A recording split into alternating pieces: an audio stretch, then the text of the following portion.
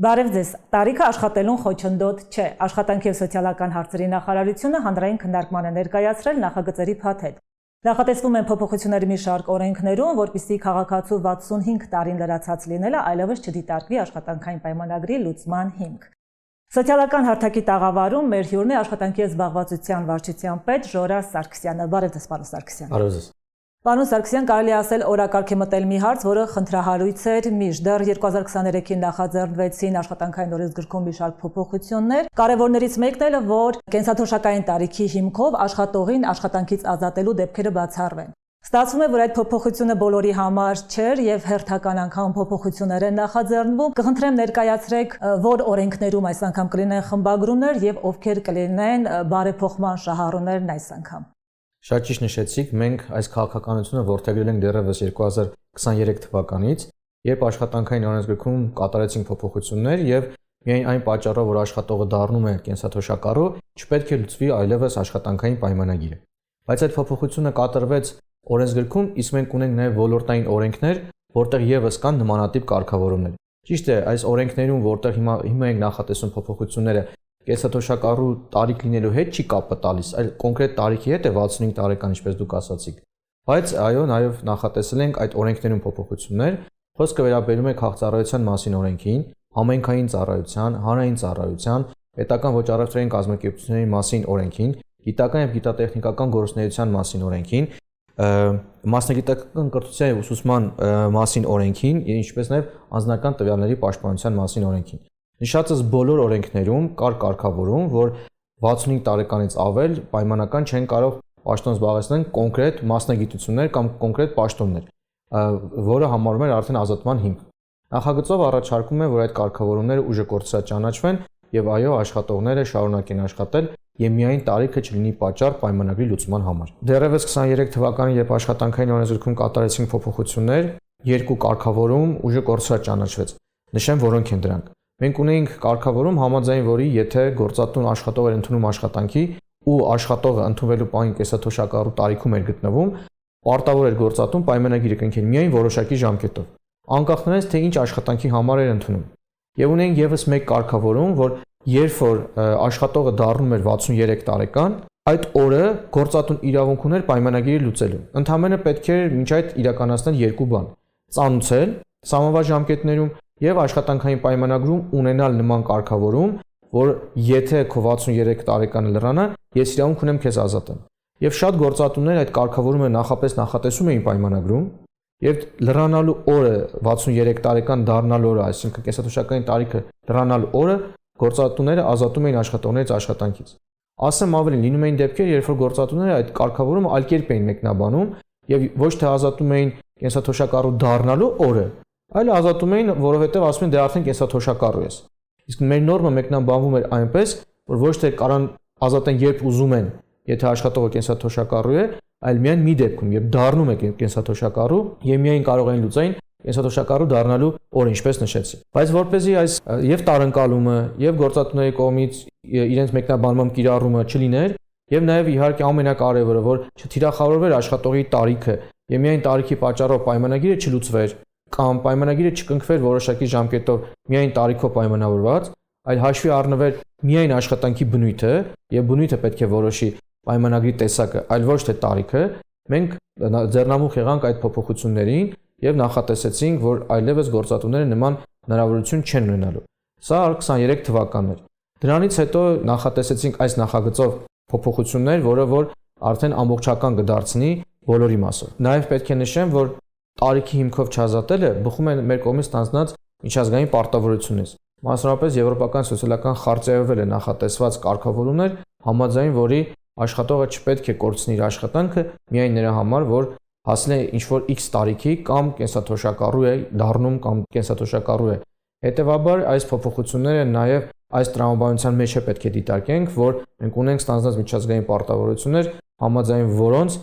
իրոք պետք է մենք այլ կերպ դիտարկենք այս ամենը եւ աշխատողի աշխատունակությունը, կարողությունը գնահատվի, ոչ թե զուտ թվերը տարիքի հետ կապված։ Շատ լավ, պարոն Սարգսյան, այս փոփոխությունները ինչ ազդեցություն կունենան պետական կառավարման համակարգի վրա, Կան նախնական հաշվարկներ, թե քանի համայնքային քաղաքացիական ծառայող կարող է օգտվել փոփոխություններից։ Ես կարող եմ թիվը նշել այն տրամաբանությամբ, որ բոլորս էլ ինչ-որ մի օր դառնալու ենք 65 տարեկան։ Այս տրամաբանությամբ եթե դիտարկենք շուրջ 20000 հոգու մասին է խոսքը, որից 17180-ը համայնքային եւ քաղաքծառայողներն են,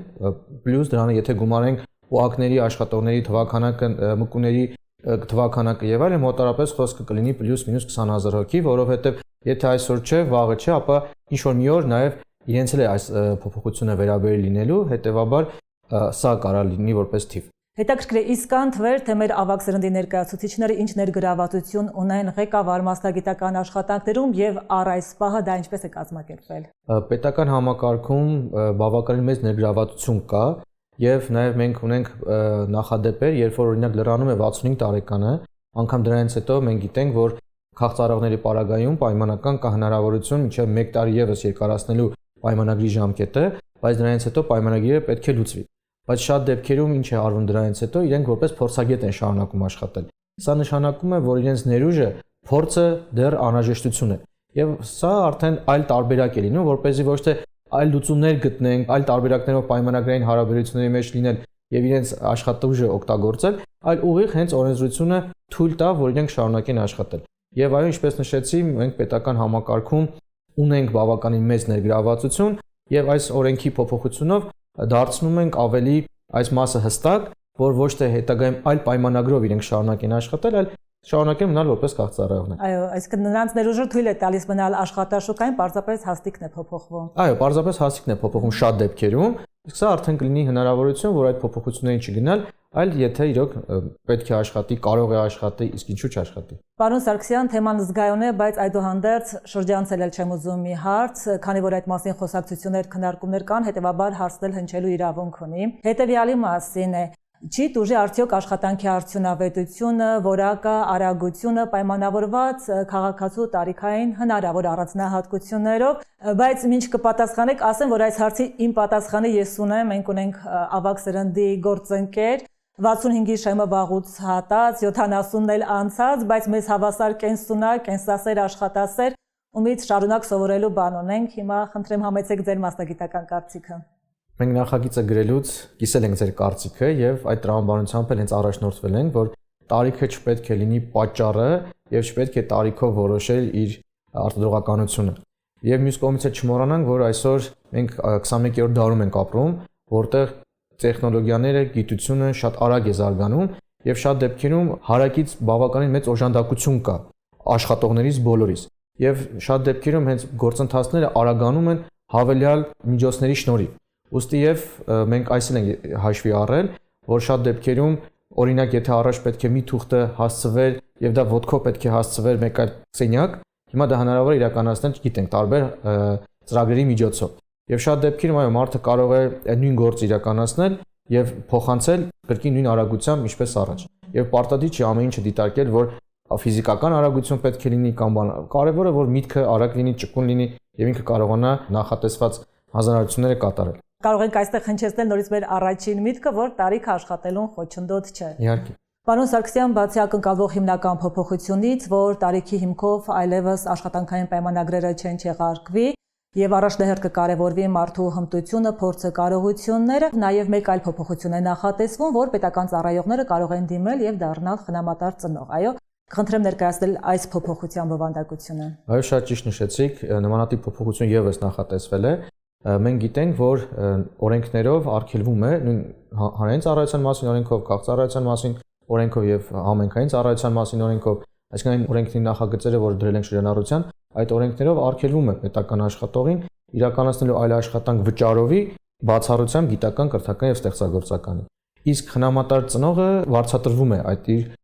կատարված աշխատանքի համար։ Օրենքի նշված նախագծերով առաջարկում է նաեւ այդ ուղղությունը ունենալ, որպեսզի եթե պետական աշխատողը ցանկություն ունենա կյանքի դժվար իրավիճակում հայտնված երեխայի համար հանդիսանա խնամատար ծնող, կնքելով բնականաբար պայմանագիր եւ վարձատրվելու այդ աշխատանքի համար կարողանա իրականացնել։ Դրա համար այդ ուղղությունը եւս նախատեսվել է նշածս նախագծերով։ Հետաքրքիր է, իսկ պահանջը օրակարգ է մտել պահանջարկին ընդառաջ, այո։ Այո, իհարկե, որովհետեւ ստացվում է, որ ինքը խոչընդոտ է հանդիսացել, Եվ այս պարագայում մենք այդ խոչընդոտը լուծելու համար եւս նախատեսել ենք այդ ավելացումը նախագծերով։ Այսինքն մարդկանց կողմից այդ մղումը եղել է։ Շատ լավ։ Եվ թերևս վերջին հարցը, ինչ ժամկետներում դեռ ինչ ճանապարհ ունի անցնելու փոփոխությունների փաթեթը եւ երբ կմտնի գործնական փուլ։ Նախագծերը այս պահին գտնվում են շրջանառության փուլում։ Մենք հավաքագրում ենք կարծիքները հավաքագրելուց ամփոփելուց հետո ուղարկելու ենք արտադրության նախարարություն փորձագիտական եզրակացության։ Փորձագիտական եզրակացության ստանալուց հետո հաջորդիվ ուղարկելու ենք կառավարություն։ Եթե կառավարությունում հավանության արժանանա, ուղարկվում է ազգային ժողով։ Ազգային ժողովում ընդունվելուց հետո նախագծերով նախատեսված է, որ օրենքները ուժի մեջ են մտնելու 4 ամիս հետո։ Այսինքն սա է մեր ողջ գործընթացը, որը եթե սահուն ընթանա իր բոլոր փուլերում, նախատեսվում է հաջորդ տարվա կեսերին, որ կարող է ինքը դառնալ գործող օրենք։ Շատ լավ, շնորհակալություն հարցազրույցի համար, պարոն Սարգսյան։ Ես եմ շնորհակալ հրավերի համար։ Շատ լավ։ Սոցիալական հարթակի տաղավարում դեռ կհանդիպենք։ Հաջողություն։